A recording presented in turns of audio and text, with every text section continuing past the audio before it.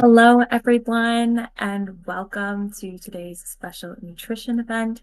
My name is Liz Purvis. I am a COGI ambassador. Today, we are joined by two members of the Nutritional Therapy for IBD team.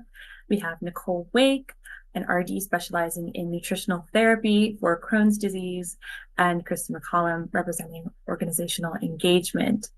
Today, we're diving into a topic that's very important for many people in our community, how to read food labels. This is especially important for those with gastrointestinal issues like IBD. Thank you, Liz. My name is Christy McCollum, and joining me today is Nicole Wake. Liz Hubchak, another one of our team members, is unfortunately unable to join us today as she originally planned. However, I have to mention that Liz represents our patient resources team and is the author of the Decoding the Mystery, Making Sense of Food Labels resource. Much of what you will hear today can actually be found on that resource, and you can print and reference that later when needed. Nicole, Liz, and I are all here as IBD patients or caregivers, and we are honored to be with you today on behalf of Nutritional Therapy for IBD. Our nonprofit organization is dedicated to advancing evidence-based nutrition as part of IBD treatment plans to enhance the well-being and outcomes of all children and adults with IBD. I can speak for all of us when I tell you that we have all experienced improved health and healing because of our focus on nutrition as part of IBD treatment. So one of the first things I had to learn when my daughter got diagnosed was how to read a food label. Prior to her diagnosis, I rarely looked at a label. I definitely did not cook as often as I do now. I would notice maybe the marketing logos on the front of the package, advertising if a product was all natural or heart healthy, but I would never flip the package over to read the back of the label. Maybe some of you guys can relate. But I quickly discovered just how important it is to know exactly what we're putting in our bodies. Today, I read the label of every single packaged product that I put into my grocery cart. And so we are excited to be here today to help you all navigate reading the food labels. It's amazing. I'm sure we can all agree that this is such an important topic. So let's jump right in. A lot of our community struggle with GI issues, and it can be overwhelming to choose the right food labels. Can you tell us why understanding food labels is so important for people with GI issues? Yeah, it can certainly be overwhelming to somebody with IBD to know the best foods for them to eat. IBD affects the digestive system, so food choices may become more complicated since everyone has very individualized reactions to certain foods. The foods someone can tolerate may vary when you're on a flare or in remission. And so being able to better understand food labels can help minimize eating foods that may trigger or worsen symptoms. And also knowing how to read a food label will help someone to make healthier food choices for their unique dietary needs, such as correcting maybe a nutrient deficiency or ensuring proper caloric intake. Research is now showing us that there is a really important link between nutrition and gut health, especially in the management of IBD. There are many known ingredients that negatively are impacting our gut health. For example, food additives and preservatives. And knowing how to identify those ingredients on a food label will help ensure that these ingredients are minimally consumed. That's a really great point. So let's talk about food labels. When looking at a food label, what are the most important sections someone with GI issues should focus on first? There are three specific nutrients on a nutrition facts panel that do affect digestion and can impact symptoms, such as fiber, sugar, and fat. Too many of any of these can create digestive distress, such as like bloating, gas, pain, cramping in someone with GI issues. And the amount tolerated of each of these ingredients at any given time is variable by person. So it's good to keep track of your own intake so that you can identify exactly how much you can tolerate individually. When it comes to sugar specifically, there are different names for sugar that can be found on the ingredients list. And we have some examples here. Things like high fructose corn syrup indicates sugar, juice concentrates, molasses, regular corn syrup, brown sugar, and then you'll also see sugar itself on the ingredients list. Not all of the products are created equally. So we have another example, a couple different images on food labels for barbecue sauce. So looking at the sugar content, you may see barbecue sauce that's high in sugar, and so you write off barbecue sauce altogether. However, there are different products. Keep your eye out and find ones that are better tolerated.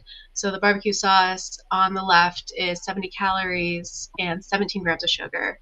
And then on the right is only 30 calories per serving and only 5 grams of sugar.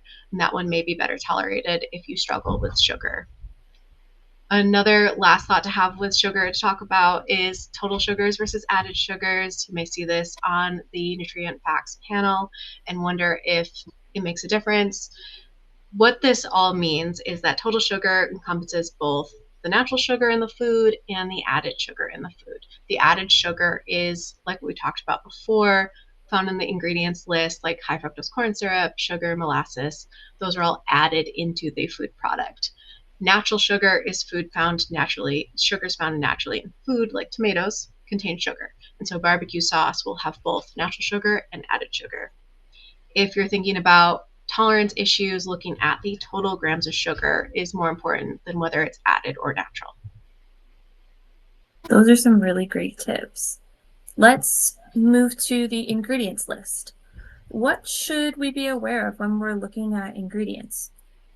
So when it comes to the ingredients list and the way that manufacturers create these lists, the top item listed, so looking at that barbecue sauce, for example, the high fructose corn syrup is the very first item listed. And what that means is that it is the item that is more so in the food, like there's more by weight of the high fructose corn syrup versus like at the bottom you see like natural flavors, celery seeds, tamarind. There's much less by weight of those items in the food.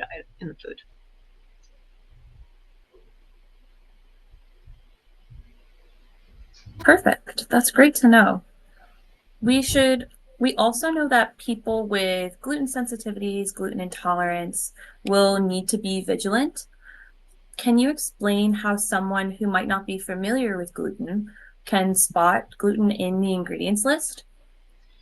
Gluten can show up in foods listed under many different names, some of which include wheat, barley, rye, malt, or hidden names such as malt extract, brewer's yeast, yeast extract, and modified cornstarch, which can all potentially be contaminated with gluten. So it's really important, especially as you're starting to get into like a more gluten-free lifestyle, that you are reading food labels very, very closely. So we have an example of like soy sauce, for example, that you might look at it, you think it's soy sauce, perfectly fine, but double check that ingredients list because soy sauce is water, soybeans, wheat, and salt. So wheat may also be in the ingredients list. Double check everything when you're getting used to a gluten-free lifestyle. That's great advice. Double check, always read the labels. Now, let's talk about food additives and preservatives. Do these show up on labels, and should they be a concern for people with GI issues? Yeah, food additives and preservatives do show up on the labels, although there are many, many different names. And so on our label reading resource that NT for IBD has, you can see an exhaustive list, but just to talk a little bit more about it in depth, the concern for people in general, not just everybody, not just those with GI diseases, but people in general, food additives and preservatives do affect the gut microbiome, which can lead to GI symptoms such as bloating and gas, but they can also weaken the gut lining. And this can create more permeability, allowing things to pass through into your system that normally wouldn't be able to or shouldn't be able to, which can increase the risk of inflammation, food allergies, and intolerances, and also potentially lead to like illnesses and sickness. Some examples of concerning food additives to be on the lookout for include artificial colors, artificial sweeteners like aspartame and sucralose, emulsifiers like carrageenan, polysorbate 80, and many, many others. Again, double check that label reading resource for a more exhaustive list. These additives are ingredients that you don't necessarily need to eliminate completely from your diet, but you want to minimize your consumption. And then having fiber in your diet helps to protect your gut a little bit so that when you do consume these, they don't have such a negative impact. That's a really good segue into talking about fiber, which can be a bit of a tricky issue. Some people with GI issues may have trouble with too much fiber. How can they read labels to make sure that they're getting the right amount of it? So fiber is something that, again, is very individual on tolerance and how much and what types of fiber you are able to tolerate. But I will say that the food labeling regulation for fiber is that a food with 5 grams of fiber or more is considered a high fiber food. So that's what you see on the front of the package, high fiber, if it has 5 grams or more. And then the recommendation is to consume about 25 grams of fiber per day for general overall health. However, this may be too much fiber for someone with GI concerns, and how you consume the fiber can make a big difference as well.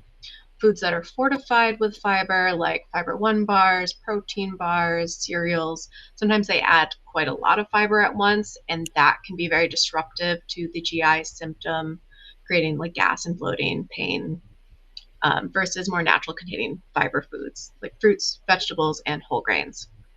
There are different types of fiber as well. So there's soluble fiber and insoluble fiber. Soluble fiber tends to be a little bit more tolerated. And when you think of foods that are softer and more absorbent, those are the foods that have more of the soluble fiber, like oats, sweet potatoes, bananas, foods like that. Keeping your individual portion of fiber to around 3 grams of fiber per less for an individual food item may help you tolerate a little bit better so you're not getting so much fiber all at once. And if you're looking to increase the amount of fiber in your diet for your overall health, do so very, very, very gradually. And I'm talking like 3 grams of fiber every 3 days, because you have to get your digestive system used to more fiber, increasing that like muscle in the digestive tract, and then also manipulating the microbiome so that it tolerates the fiber as well. And drink lots and lots of water. And with increasing your fiber intake, if you blend your fruits and vegetables into smoothies or soups, or cooking them until fork tender, those are generally more tolerated than like the raw fibers. That's some really useful advice. I know personally, it's very easy to go to your GI and they'll say, eat more fiber. And most of the time, none of us really understand what that means, or there's a fiber supplement and then you have all these symptoms. So that's really useful information. Thank you for sharing that. I think now is a good time to potentially ask if we have any questions from the audience before we transition into talking about portion sizing.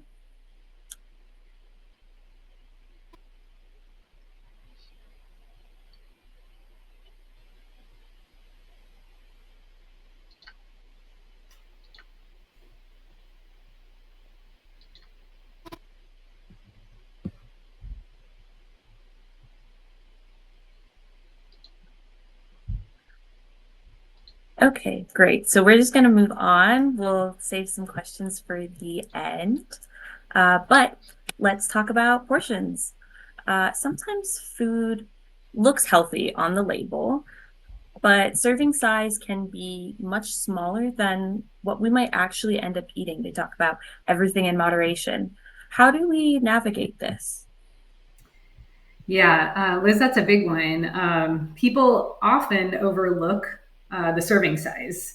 It's not the first thing that you even really think about, but the nutrition label is based on that portion. So if you're eating more, you will need to adjust those numbers accordingly when you are looking at that label. So for example, if the label lists 10 grams of sugar per serving, but and you're looking at the portion size and it says it's only half a cup, a half a cup is not very big.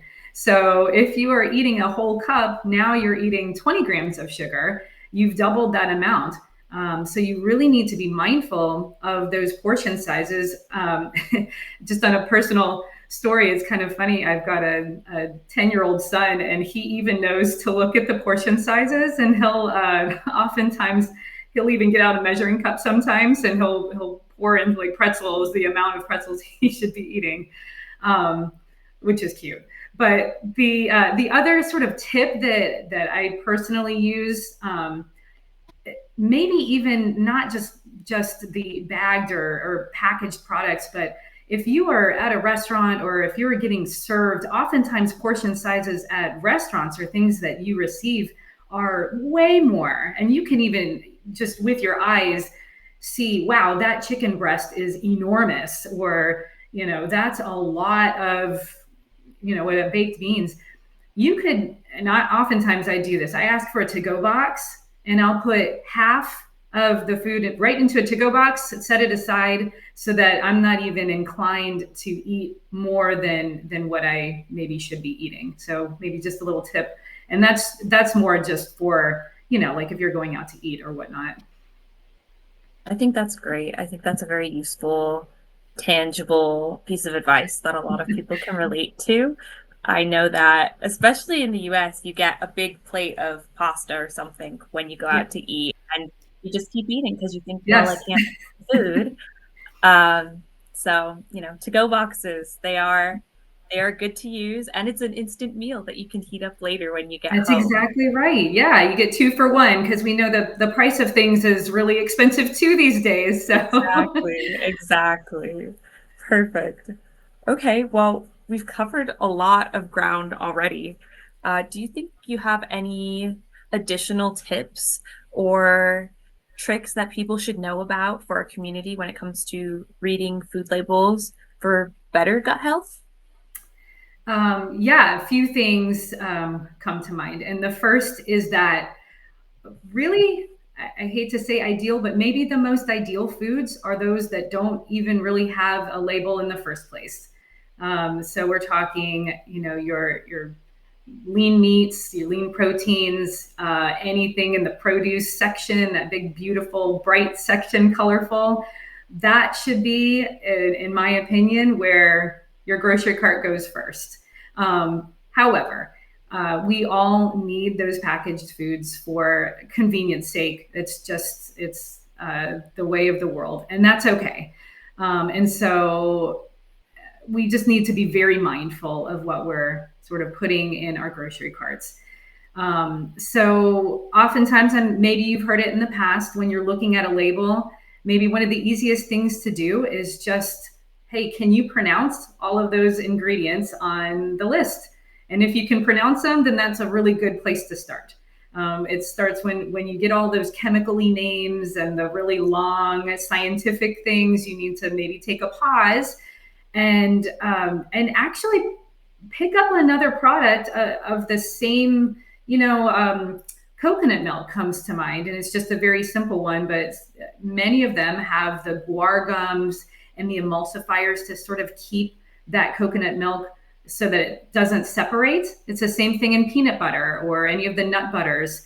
They'll add the extra ingredients so that you don't see that little bit of oil on top or the separation. It's only there for aesthetics so that it looks better, and it does nothing to the taste or enhances the flavor in any way. So if you can take the 2 seconds and stir up the peanut butter, or you get the coconut milk that doesn't have the guar gum and these emulsifiers, and you just shake it up, you get the same results. Same thing with salad dressing. That's another big one too.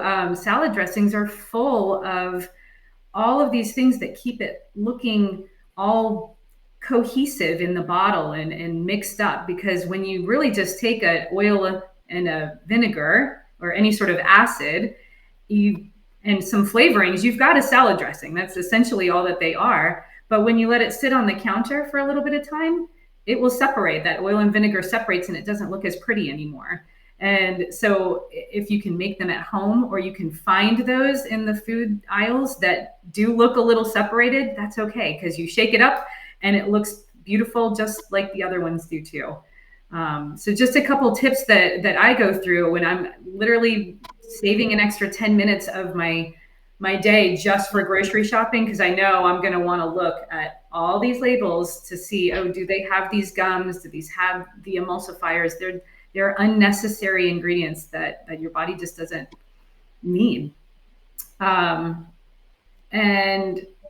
yeah, I mean, I guess aside from that, I would love to see if the audience does have any questions, because I think there's a lot Nicole and I could probably go on and on about about a label. Absolutely, absolutely. Well, while we're waiting for a few questions, I have one that comes to mind.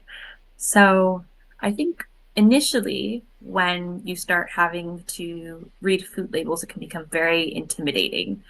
Do you have any tricks on how to become more comfortable with that practice of going into the store and picking up a food label and, not standing there for half an hour trying to understand what you're reading? I would say that in today's day and age, we have the internet, and like I can easily go on like walmart.com and like search up different foods. Like if I want salad dressing, and then click into different ones, you get the ingredients right online. So you don't have to worry about doing it in the store with people trying to navigate around you and being in people's way and all of that.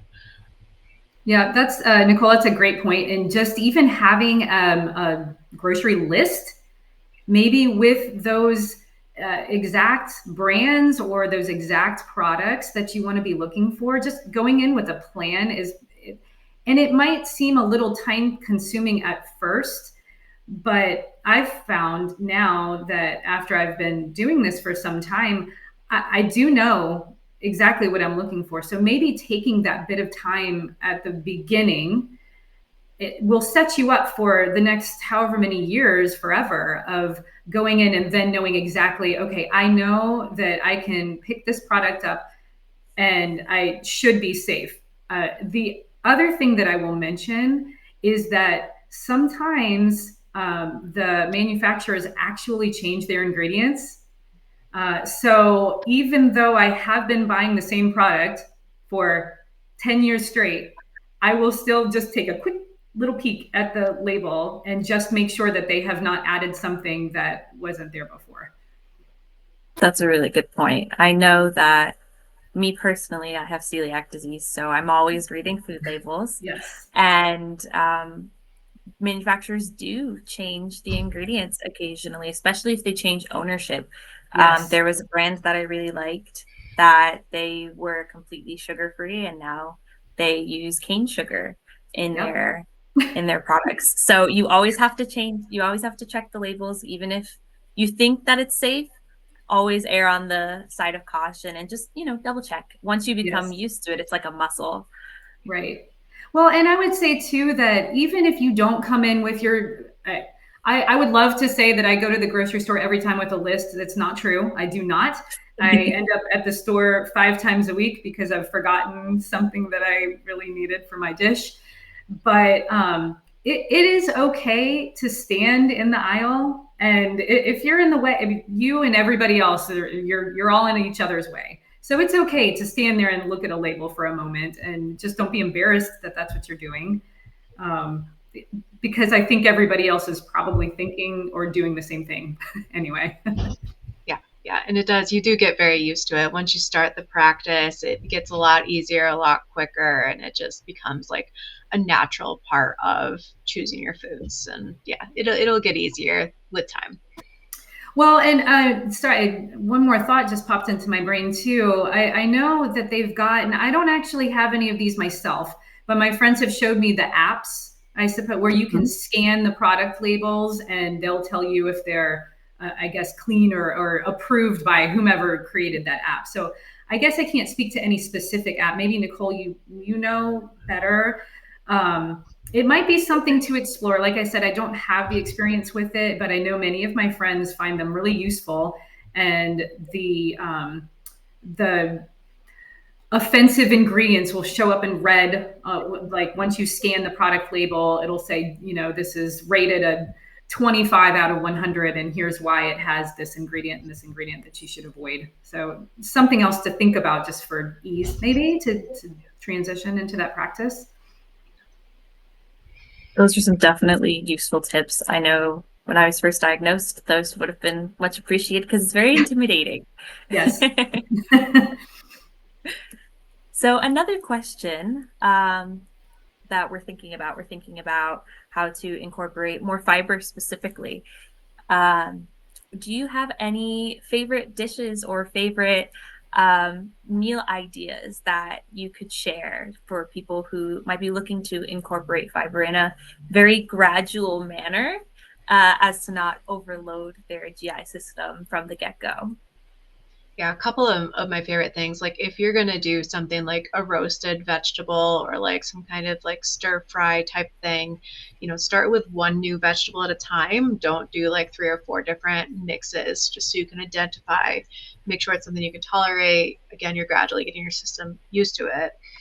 But really, my favorite way to incorporate more fruits and vegetables is smoothies and soups. Like, especially smoothies are really good because you can like steam and puree veggies, put them in like ice cube trays, and just pop them into smoothies. That's a really sneaky idea. way to get vegetables in, and you can see how your system tolerates it. Usually better tolerated cooked and blended. But yeah, smoothies too. I mean, they're smoothies and soups, so comforting and delicious, and just a easy, gentle way to add more fiber. One thing I'll add too, just because as a caregiver, I'm always thinking on the more how can I hide things for the kids, and now my daughter's older. She doesn't need stuff hidden quite so much. But when she was little, I used to find all sorts of useful ways of just putting in, shredded zucchini or carrots into a pasta sauce or something. If it's something saucy to where you can again cook or shred and make the veggies like kind of small, they're indetectable, and that's another, because they're cooked and mushy, they're easy on your digestive system. I think those are some very useful practical tips as well. I know that veggies are divisive. Whether or not you grew up eating vegetables too, you might not be able to identify certain vegetables, and also you might not be comfortable cooking with them too. So being able to kind of incorporate them in a way where maybe you can't taste it, maybe you can, um, is definitely helpful. I, for example, have done it before where I've roasted a bunch of vegetables and then I've pureed them down into a pasta sauce. I can't Mm-hmm. taste one specific vegetable, but I know they're in there Yes. and I'm getting my fiber. So those are some practical tips. And I also liked the one where you freeze it. I Yeah. think that's really great for meal prepping as well. Yes. So thank you for sharing those. Okay, I think we're going to bounce back to talking about sugar, if that's all right. Some questions about sugar. I know that sugar can take many different forms. Um, how do we approach certain types of products that might have, high fructose corn syrup and sugar all in one? How do we try and find alternatives that maybe have less sugar or less processed sugars? Do you have any recommendations for that? So yeah, again, like reading the labels, like if there is a food item that has high fructose corn syrup, sugar, like you probably do want to steer clear of foods like that, and go towards food items that just have sugar in them. If you're eating a food item like that, incorporating again like a dish with fiber and protein, it helps to minimize the impact of sugar on your body overall because it slows the absorption of the bloodstream, reduces the digestive impact of like a high sugar load if you're cutting it kind of with the protein and fiber in like a meal or a snack. Helpful. I know that sugar is very prevalent in a lot of our processed foods, and we do need processed foods for convenience, but trying to manage that is tricky. So thank you for that feedback. We Well, have a and few more questions. Yeah, go ahead. oh, Thank you. sorry. No, I was just going to say too, if, and I know we're talking the convenience, but if you do have the opportunity to make some of this stuff at home, For example, that would be one really easy way to avoid 90% of the added sugars that you just mentioned, and really just know exactly, hey, there's only sugar in this. And if you do have the chance, this is a trick that it's not a trick. It's just, it's how I have to live the life. It's that freezer, Nicole, like you mentioned, the freezer is your best friend. So if you do have the opportunity, maybe on a weekend, and you want to make some pasta sauce or something, make triple and freeze it. And so then you have pasta sauce that you can set out, for a couple hours or whatnot, or put it in a pot of hot water, and it's perfectly fine and quick, and you know exactly what's in it, and it's healthy and delicious. Fantastic. Meal prepping is your friend. You heard it here. We have a few more questions coming in. First one is specific to diverticulitis. Do you have any suggestions for eating options while dealing with a diverticulitis flare? The most important thing is actually while you're in a flare, is to reduce fiber overall. Eat kind of very simple, like simple carbohydrates, lower fiber, like fruits, vegetables, like bananas and potatoes tend to be more tolerated.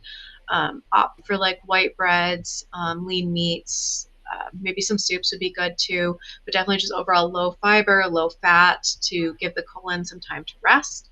And then once that flare is over and you're 100% better, incorporating more fiber helps to prevent future flares.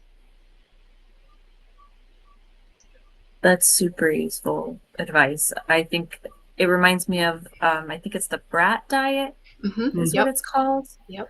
So keep that in mind. Another question we have is from Raj.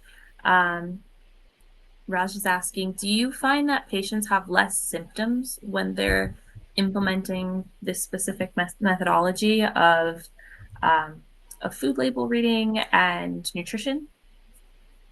Yeah, I would say that, reducing, like we talked about reducing the food additives and understanding how these different nutrients impact you, whether it's sugar, fiber, fat, moderating kind of all of those nutrients there can help to reduce symptoms overall. It's a lot of really understanding your individual case, keeping food journals and symptom journals so you can connect the dots as to which food ingredients you may not tolerate. But the more conscientious you are of what you're eating and your symptoms, the less symptoms you'll have and overall better digestive functioning. Yeah. Good point. Just having some kind of metacognition about what you're putting into your body, keeping an eye on your symptoms. That will certainly, at the very minimum, if you don't see improvements, you can figure out where to tweak and fine-tune things as well. So it's also important to remember that what works for one person doesn't work for the same person. We're all different. We all have different needs. Yes. We all have different severity of symptoms. So just keep those things in mind and be very patient with yourself. Okay, we have another question. This one is asking, what tips would you give to patients with limited finance or access to healthy options? Because this often leads to foods with a longer and often unhealthier list of ingredients. It's a very good question. It's a very good question.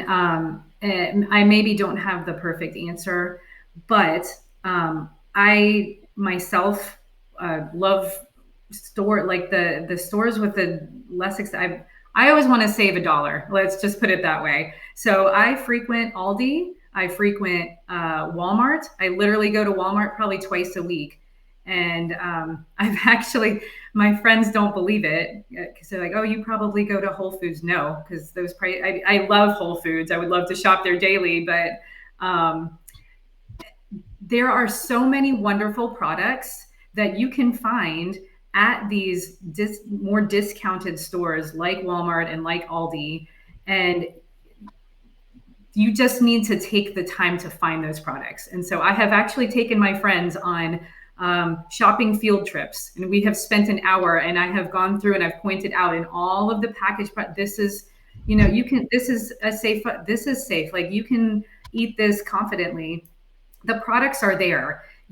I just hate to say that you have to sort of do a little digging, but that is the short answer to a little bit more of a labor intensive practice. But again, once I had gone through, and I know at Walmart, I can go right to this section, this section, and this section and get all the things that I want. And they are there, they are available. And you just need to take the moment to just sort of look at the labels. And really, I know that sometimes it seems like produce might be a more expensive option, but the cheaper, the money saving route might sometimes be to make these things at home yourself, truly in bulk. And instead of buying the however much it costs the pasta sauce, you just get, your tomatoes or whatever, and make your big pot of veggie sauce and freeze it. It takes a little bit more time, but it is in the long run more cost effective, and really better for you too. And the other thing too with produce is like frozen is a good friend for budget friendly and to last longer. Like frozen vegetables, frozen fruits, they tend to, in a lot of cases, have more nutrients in them than fresh anyway, and they hold for a long time, and they're pretty easy to incorporate. That's a really good point. Yeah. Yeah, frozen is definitely, I grew up eating frozen vegetables just because it was cheaper and it was for the sake of ease. I'm from a very large family. We just bought bulk frozen vegetables. So frozen's definitely the way to go. I'd also recommend for anyone who's interested, checking like weekly flyers for coupons, keeping in mind like things that are seasonally available.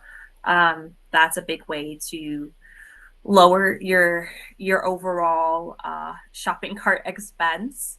If you're buying strawberries in October, that's probably one of the most expensive times to buy them, right, depending on where you are. So eating seasonally is a really great help, looking at those weekly flyers, but then also bargain shopping, looking between different stores. One store might have something for for $5, like that jar of pasta sauce that might have all the ingredients that you want. It could be $3 at another store. So if you're able to look at different stores and cost compare, that's another great way to save a few dollars. And if you do notice that you have a great deal, if you are able at that time to buy in bulk, say it's chicken breast and it's a great sale, chicken breast, pop it in the freezer and you'll have chicken breast for a month at that discounted price. If you were able to buy in bulk at that time, for sure. Exactly. Yeah. Bulk buying. I am a fan. Okay, we just had another question come in. This one is leading back to ingredients. It's asking, what are your top 3 ingredients to avoid?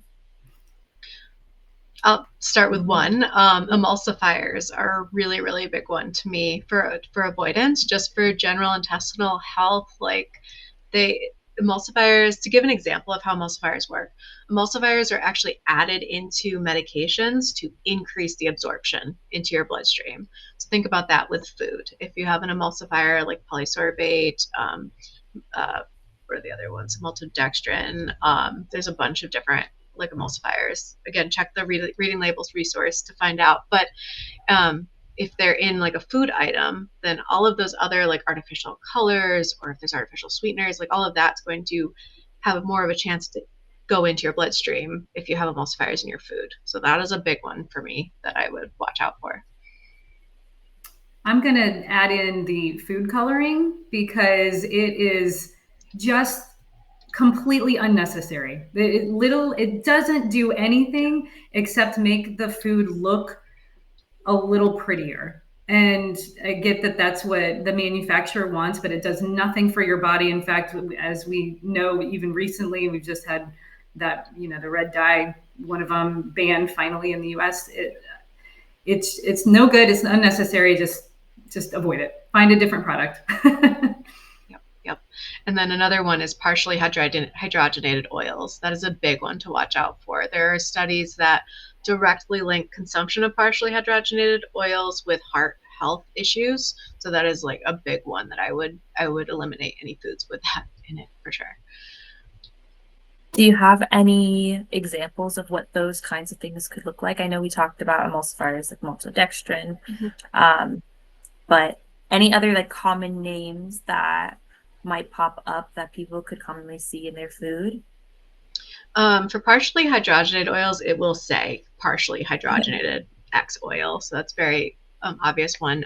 For emulsifiers, carrageenan, polysorbate 80, those are like some common emulsifiers that are common in foods.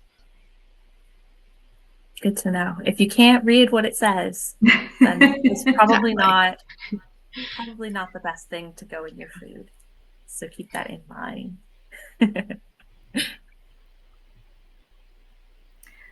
Nicole, I'll pose a question to you real quick. So if the partially hydrogenated oils are the ones we should avoid, are there oils that are going to be a good, thumbs up?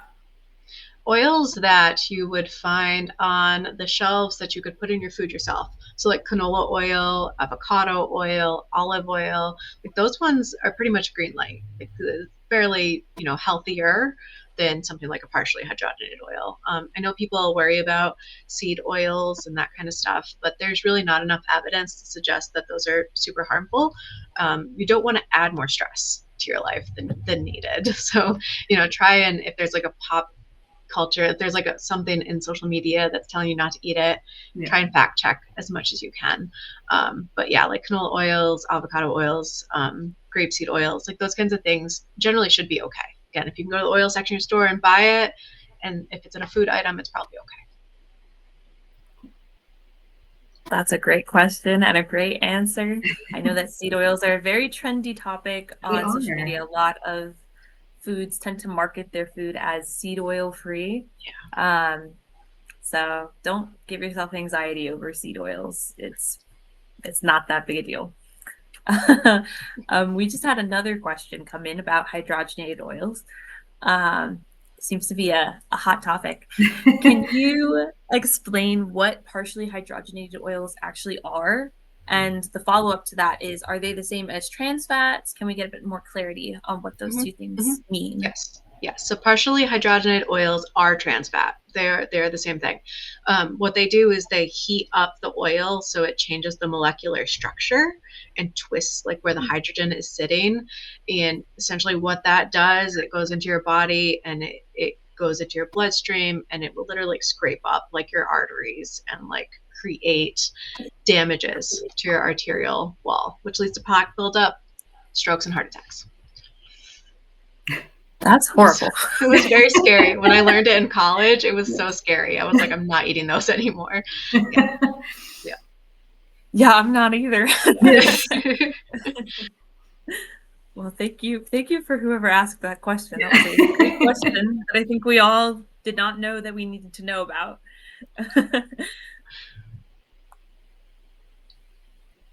We're just taking a look to see if there's any other questions. Oh, okay, here's one.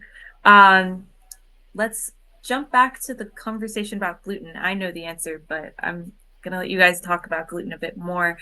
For people who are gluten sensitive, how do they avoid gluten in like social settings? Do you have any recommendations on how to go about that and what level of strictness people should be eating a gluten-free lifestyle?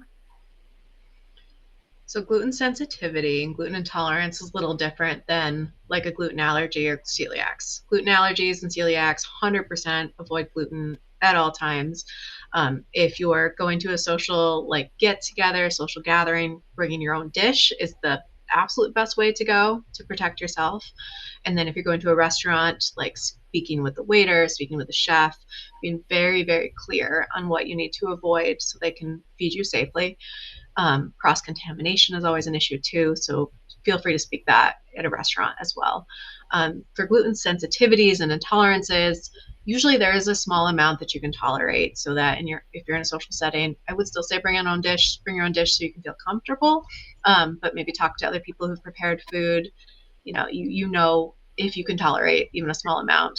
Sometimes that little bit is worth it, and just watch the rest of your day. But yeah, that's the best advice I have. Gluten's tricky. It's very tricky and it's very divisive. So I know that I have a lot of friends who have different types of IBD who have gluten sensitivity, and the tolerance varies like with most trigger foods. So that's a very good piece of advice.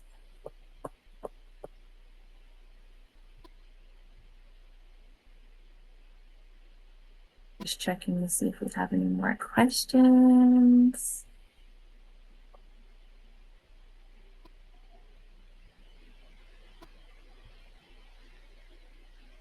Okay, right now we don't have any, but I'll turn it back over to you guys to ask if there's anything that, if you had one really big piece of advice, what would you give to folks who are just starting on this journey?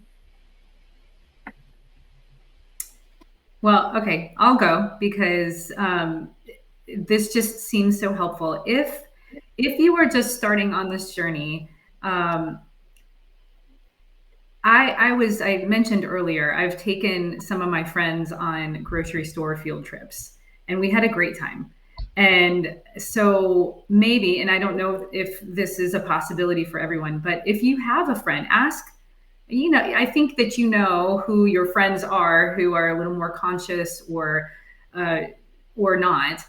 Maybe ask, hey, will you go to the store with me and just show me? Okay, can we do this together? Because just doing things together is great, and just maybe having that extra support and be able to ask questions to somebody who's actually been doing this a little bit longer.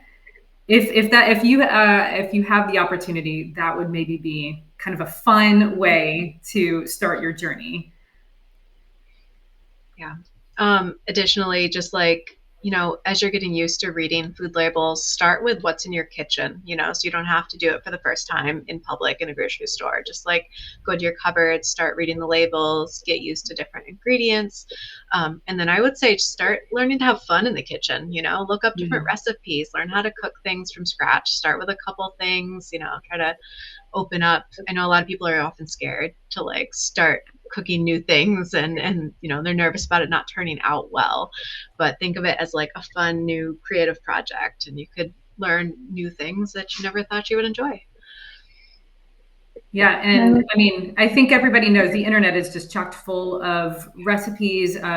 If on Nutritional Therapy for IBD, we actually have over 1,000 recipes. Some of them are as simple as just literally a peanut butter banana smoothie. Not all of the recipes that you need to try involve 30 ingredients and 3 hours of your time. So, just like Nicole said, start small and just start with, maybe you usually go to Planet Smoothie, instead just make a smoothie at home, just try it and just see, because you probably surprise yourself at how adept you can become.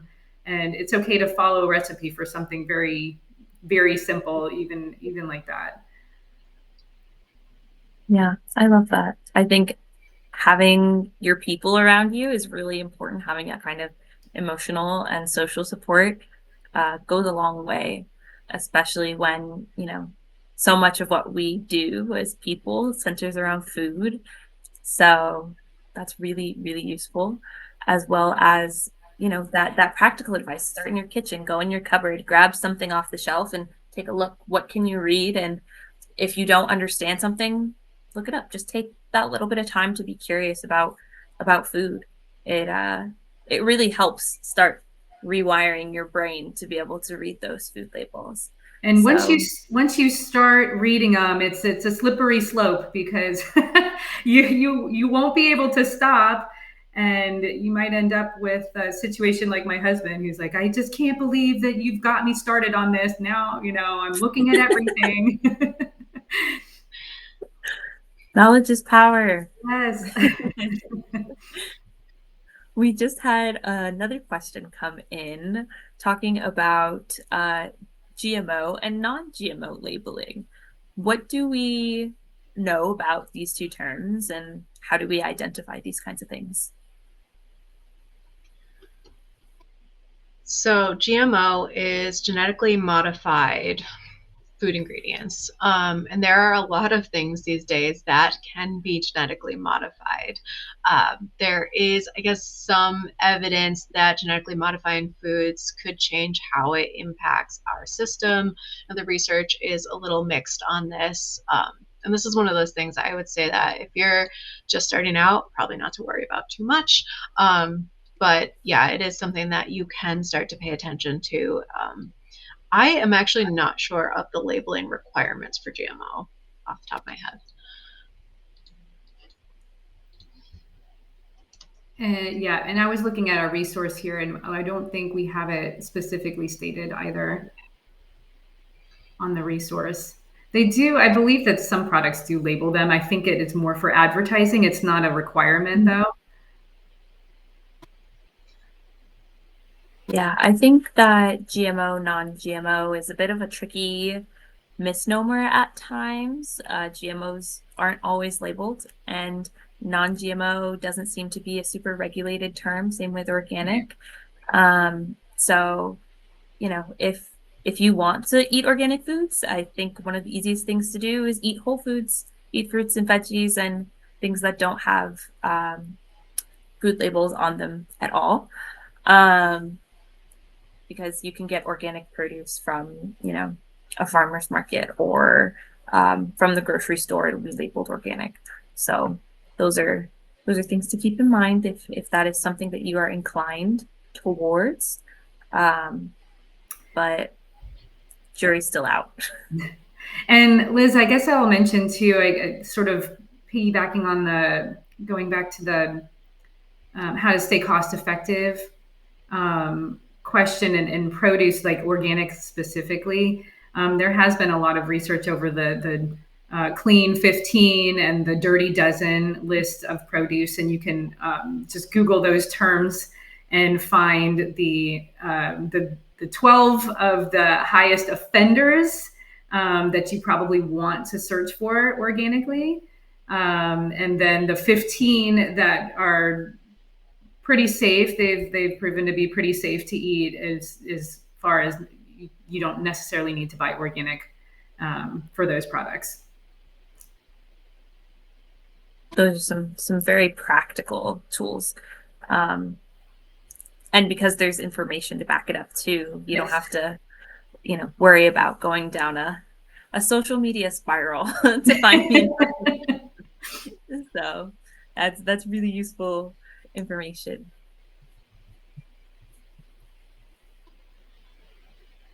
Well, and for me, practically too, I know my daughter loves apples. She eats like an apple a day.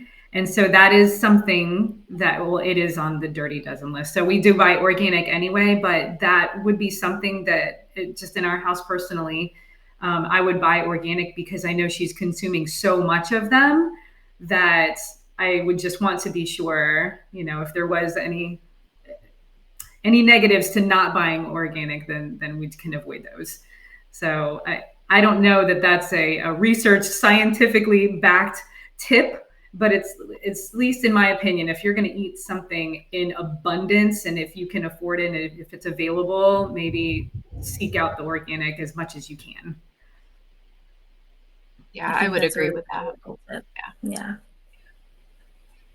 Yeah, I'd go one step further to say that if we're talking about access and, you might have, if you only have one grocery store and you don't really have access to those kinds of foods, I would look into potentially like community gardens and see what's available there, as well as getting involved in community gardens. I love gardening. I think gardening is great. Me too. Do it. I'm all excited in Florida, which is where I am. It's almost blueberry season, and I will go weekly and pick blueberries from the local blueberry farm, and it's fun. It's kind of therapeutic. They're delicious. That's crazy to me. I'm from New England and blueberry season is like July or August. So I'm like, it's March. Yeah. But yeah, if you have gardens around, if you have farms around, if you're able to participate in even bartering or a CSA, those are some really great options to also get some of those whole foods that you might be looking for. So keep those things in mind. And the closer you are to your food, the more you know what goes into the food as well. Right. So that's a little tip. Um, we're just checking to see if there's any more questions.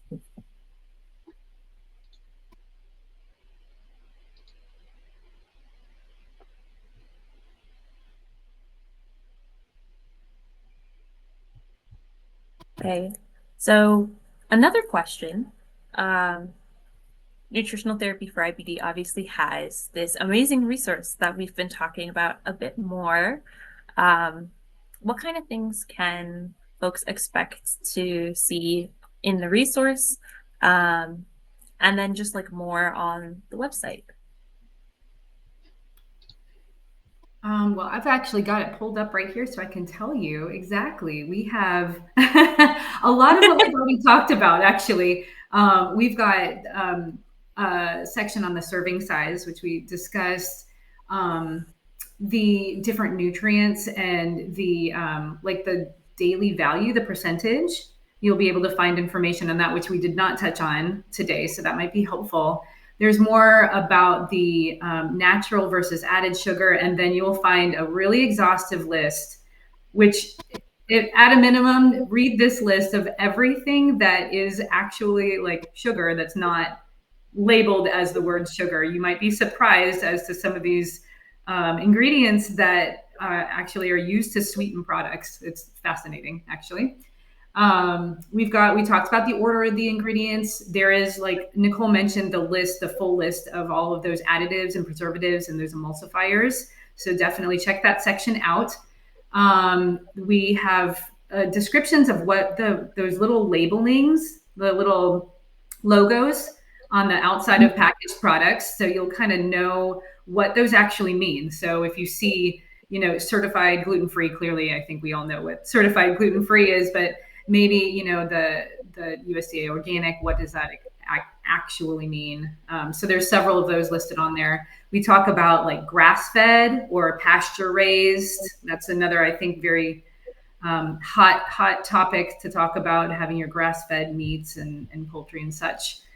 So check out those sections. And then on the website itself, we have just extensive, all scientific resources, and you can search in our articles section. You can search by topic. I mean, there's just dozens and dozens and dozens of articles in there that are evidence-based, and you can read about numerous topics, really. And it's kind of fun to explore that little section too. So the website is very comprehensive. I would definitely recommend checking it out. And the search function is super useful. The last thing I'll mention about the website also is that if you do go to the recipes section, it is all, you can use the filter. The filter is really, really useful. You can filter by diet type if you are following a particular diet, including like the gluten-free. If you have celiac, you can use that filter and it'll give you all of the recipes that will apply to your particular diet. But there's tons of filters, not just that one. So it's neat. You can even search by holiday. If you want to cook something for Hanukkah or for Easter, you'll find that on there too. It's really neat. That sounds fantastic. I know that during the holidays, especially, people are always looking for recipes. Mm-hmm. So it sounds like if you are in the midst of preparing for, I guess Easter's the next big one, Easter and Passover. And if you celebrate Mardi Gras, there's St. Patrick's Day. St. Patrick's and Day. St. Patrick's Day. That's true. That's a very good point. I always forget about St. Patrick's Day. until the day hits, and then I'm like, oh yeah. Um, so, keep those things in mind. Hopefully there are some good recipes that you can share. It's a good idea to think about, like, how do I adapt recipes if you are trying to, um, if you might have family recipes. Do you guys have any tips for, how you might take something that you've always had and try and adapt it to a new? I literally just Google like alternatives, like substitutions. Like for Mhm. example, if you have a recipe with like regular flour and you want to use like a couple of gluten-free flours, I would Google like replacing wheat flour with like tapioca and like almond flour. Like how would I, do the measurement comparisons? Or if you want to reduce the fat in it, like butter, ways to substitute butter to reduce fat. You can get really, really good recommendations just on the internet of how to Mhm. substitute different ingredients in cooking and baking.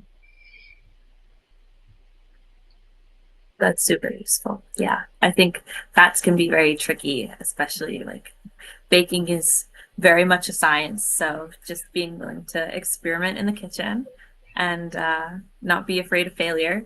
It's Yes. okay to it's trial and error. It's experimental. So those are some very good practical tips as well.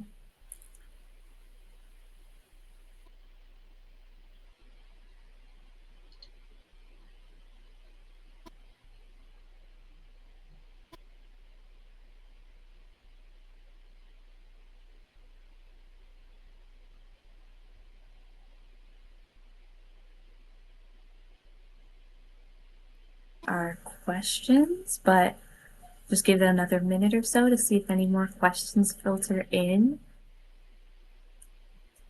I know that I've learned a lot so far on this stream, so thank you guys for sitting and chatting with us for the last hour. Okay, I think we're done with Q&A for now, but if you have any questions, this stream, you guys can definitely go to the Nutritional Therapy for IBD website. Obviously, the QR code at the beginning is how to access the resource.